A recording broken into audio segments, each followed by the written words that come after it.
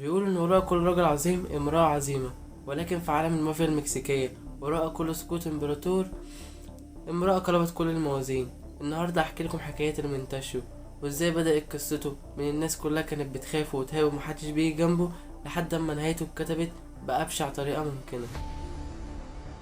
الحكاية بدأت بواحد اسمه نيميسيو أوسوجويرا، المشهور بالمنشيو دلوقتي.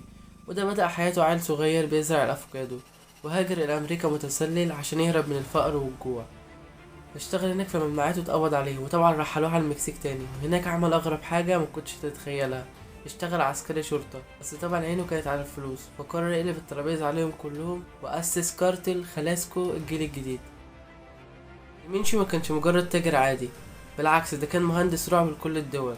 هو أول واحد دخل الطيارات الدرونز المفخخة، وفي عام 2015 رجالته ضربوا طيارة هليكوبتر تبع للجيش بار بي جي ووقعوها. الراجل ده بنى امبراطورية بتسيطر على تلتين المكسيك، وأمريكا حطت 15 مليون دولار للي يجيب راسه بس.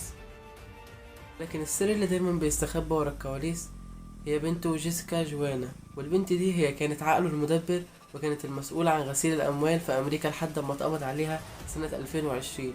وكانت دي الضربة اللي هزت الإمبراطور، وحب المنشو لبنته خلاه يفقد ثقته في نفسه ويتوتر، وخلى المعلومات تبتدي تتسرب واحدة واحدة للمخابرات من الدائرة المقربة منها ومن جوزها. والبنت كانت هي الثغرة في درع الراجل اللي ما بيتهزش. وفعلا في 22 فبراير 2026 اللعبة خلصت.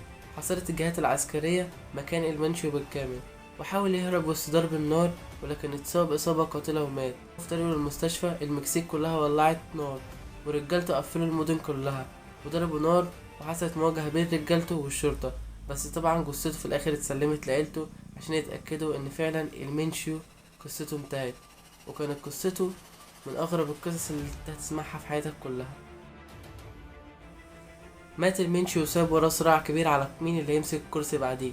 تفتكروا ان الموضوع خلص على كده، ولا هيجي حد يقدر ياخد مكانه ويبقى اقوى من المنشي، ولا دي كانت الرصاصة الاخيرة وان مفيش حد بعديه هيمسك الحكم تاني؟ وبس كده. لو عجبتك القصة اعمل لايك وفولو واشترك في القناة عشان يوصلك كل الفيديوهات الجديدة.